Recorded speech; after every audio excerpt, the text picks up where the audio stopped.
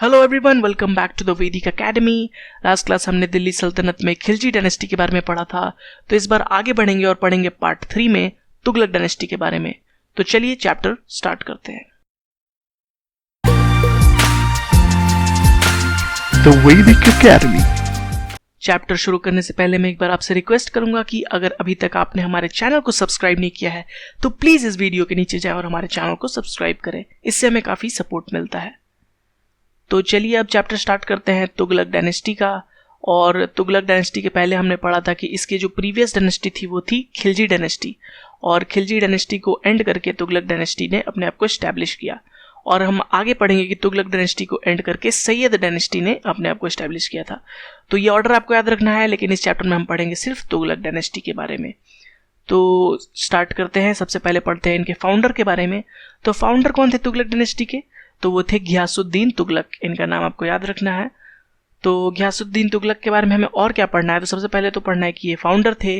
इसके अलावा एक क्वेश्चन और जो रिपीटेडली पूछा जाता है एसएससी सीजीएल में, और वो है कि ऐसे फर्स्ट रूलर कौन थे दिल्ली सल्तनत के जिन्होंने इरिगेशन वर्क स्टार्ट किया था, यानी इरिगेशन की तरफ अपना कुछ काम किया था।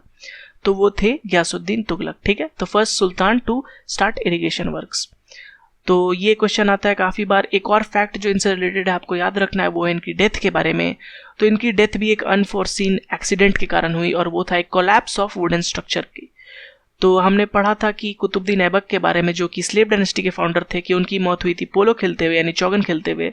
और फिर हम अब देख रहे हैं कि तुगलक डायनेस्टी के फाउंडर यानी घियासुद्दीन तुगलक की भी मौत एक एक्सीडेंट के कारण हुई, और वो थी collapse of a wooden structure. तो दो फाउंडर की मौत एक अनफोर्सीन एक्सीडेंट के कारण हुई, तो याद रखिएगा आप।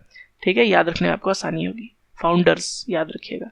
तो चलिए नेक्स्ट आते हैं। नेक्स्ट जो रूलर इंपॉर्टेंट है वो है मोहम्मद बिन तुगलक। तो ये एक तरह से कह सकते हैं सबसे इंपॉर्टेंट रूलर है तुगलक डायनेस्टी के, क्योंकि इनसे काफ़ी क्वेश्चन बनते हैं। ठीक है, तो इन्हें कभी कभी मैड किंग या फिर वाइज फूल भी कहा जाता था। तो ऐसा क्यों है कि इन्हें मैड किंग या फिर वाइज फूल कहा जाता था? तो इन्होंने काफ़ी इंटेलिजेंट डिसीजंस, कभी कभी हम कह सकते हैं इंटेलिजेंट थे काफ़ी, लेकिन इनके डिसीजन जो थे वो बहुत ही बड़े फेलियर सिद्ध हुए। ऐसे कई डिसीजन, इंपॉर्टेंट 5 डिसीजन बहुत ही बड़े फेलियर सिद्ध हुए। तो सबसे पहला उसमें से क्या था, इन्होंने अपने कैपिटल शिफ्ट किया दिल्ली से दौलताबाद, जो कि साउथ में है, ताकि साउथ को ये अच्छे से कंट्रोल कर सके। तो दौलताबाद को देवगिरी भी कहते हैं। तो दिल्ली से इन्होंने दौलताबाद में अपना कैपिटल शिफ्ट किया साउथ को अच्छे से कंट्रोल करने के लिए, लेकिन बाद में इन्होंने देखा कि नॉर्थ ही अच्छे से कंट्रोल नहीं हो रहा है, तो इन्होंने वापस अपने कैपिटल को शिफ्ट किया दिल्ली। तो इसमें काफ़ी टाइम एंड एफर्ट वेस्ट हुआ। तो सेकंड स्टेप एक और जो काफ़ी इंपॉर्टेंट है वो है टोकन करेंसी का इंट्रोडक्शन। तो इन्होंने टोकन करेंसी इंट्रोड्यूस करने की कोशिश की थी।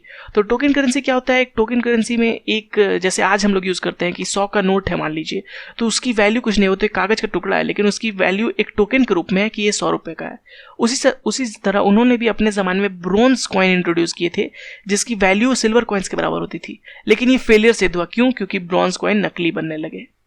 तो ये भी एक फेलियर सिद्ध हुआ। नेक्स्ट आते हैं, तो इन्होंने दोब के रीजन में टैक्स को काफ़ी बढ़ा दिया। ठीक है, तो दोब होता है, 2 रिवर के बीच के एरिया को दोब कहते हैं, तो उसमें टैक्स इन्होंने काफ़ी बढ़ा दिया। क्यों? तो ये भी एक बहुत ही एक तरह से फेलियर कह सकते हैं। अब बात करते हैं नेक्स्ट फेलियर की, तो वो है ही गैदर्ड अ ह्यूज आर्मी। उन्होंने एक बहुत बड़ा आर्मी एक तरह से कह सकते हैं बनाया ताकि एक्सपेडिशन किया जाए, लेकिन फिर उसे डिसबैंडन कर दिया और उस एक्सपेडिशन पे गई नहीं। तो काफ़ी टाइम और एफर्ट और पैसा यहाँ भी खर्च हुआ और आखिरकार कुछ मिला नहीं।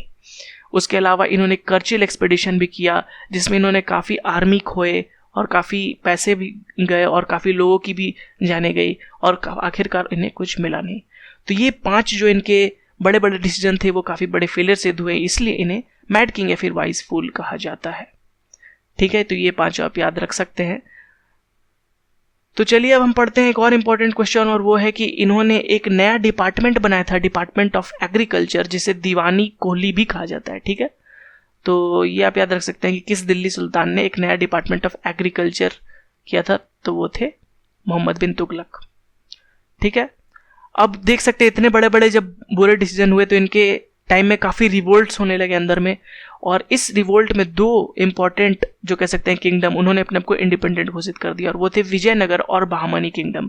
ये आपको याद रखना है कि ये 2 जो इंपॉर्टेंट किंगडम है, विजयनगर और बहमनी, ये किसके टाइम में इंडिपेंडेंट हुए थे? तो ये मोहम्मद बिन तुगलक के टाइम में इंडिपेंडेंट हुए थे। ठीक है, तो चलिए अब नेक्स्ट रूलर के बारे में पढ़ते हैं। मोहम्मद बिन तुगलक के बाद जिनका काफ़ी क्वेश्चन आते हैं जिनसे, तो वो है फिरोज शाह तुगलक, ठीक है, जिन्हें कभी कभी फिरोज तुगलक भी कहा जाता है। तो फिरोज शाह तुगलक की बात करें तो इनके बारे में जो सबसे इम्पोर्टेंट क्वेश्चन कभी कभी आता है, और वो है कि इन्होंने 2 मंदिर को डिस्ट्रॉय किया था, प्लंडर किया था, और वो 2 मंदिर थे, एक तो जगन्नाथ टेम्पल और दूसरा था ज्वालामुखी टेम्पल। तो इन्होंने 2 टेम्पल को प्लंडर किया था। तो ये 2 जो कह सकते हैं बहुत ही मतलब दुखद घटना है, तो ये हुआ था फिरोज शाह तुगलक के टाइम में, ठीक है। इसके अलावा अगर हम बात करें तो जजिया, जो कि एक कह सकते हैं रिलीजियस टैक्स था, तो वो इनके टाइम में इंट्रोड्यूस हुआ था। ये पहले भी एग्जिस्ट करता था पर इनके टाइम में ये सेपरेट टैक्स बना था, ठीक है। तो ये क्वेश्चन काफ़ी बार आता है कि जजिया जो है वो किसने इंट्रोड्यूस किया था, तो वो थे फिरोज शाह तुगलक। और इसमें ब्राह्मण को भी एग्जेम्प्ट नहीं किया गया था, सबको इंक्लूड किया गया था, यानी ये जजिया एक टैक्स होता था जो कि एवरी नॉन मुस्लिम को देना पड़ता था, तो एक तरह से रिलीजियस टैक्स था, ठीक है। तो हम देख सकते हैं फिरोज शाह तुगलक के टाइम में काफ़ी रिलीजियस डिसीजन लिए जा रहे थे। तो ऐसा क्यों था, तो ये था नोबल्स को प्लीज करने के लिए, ठीक है। तो नोबल्स, इससे पहले हमने देखा था मोहम्मद बिन तुगलक के टाइम में काफ़ी रिवोल्ट्स हुए, तो नोबल्स को प्लीज करने के लिए इन्होंने हेरिडिटी भी स्टार्ट कर दी नोबल्स और आर्मी में। मतलब जो मान लीजिए मिनिस्टर है तो उनका बेटा भी मिनिस्टर होगा, जो आर्मी में एक जनरल है तो उनका बेटा भी जनरल होगा। तो नोबल को प्लीज करने के लिए ये सब डिसीजन इन्होंने लिए, ठीक है। अब एक और क्वेश्चन जो इनसे आता है, और वो है कि ये एकमात्र हम कह सकते हैं इम्पोर्टेंट जो कि दिल्ली सुल्तान है जिन्होंने ऑटोबायोग्राफी लिखी, ठीक है। तो ऑटोबायोग्राफी इन्होंने नहीं लिखी थी, असल में ये अपने अकाउंट्स लिखते थे, अपने किस्से लिखते थे, तो उसे हम कह सकते हैं कि एक तरह से ऑटोबायोग्राफी ही थी। तो ये भी पूछा जाता है फिरोज शाह तुगलक के बारे में, तो ये आप याद रख सकते हैं। तो आप देख सकते हैं फिरोज शाह तुगलक के जो 4 इंपॉर्टेंट फैक्ट्स हैं।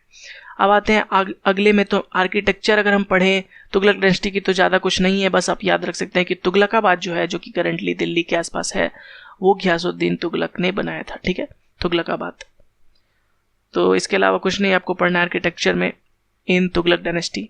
लेकिन एक और फैक्ट मैं आपको बता दूं, एक ट्रैवलर थे जो थे इब्न बतूता, ठीक है, इनका नाम आपने सुना होगा। तो इब्न बतूता बहुत ही बड़े ट्रैवलर थे, और ये कहाँ से आए थे, तो ये मोरक्को से आए थे, ठीक है, मोरक्को कंट्री से आए थे।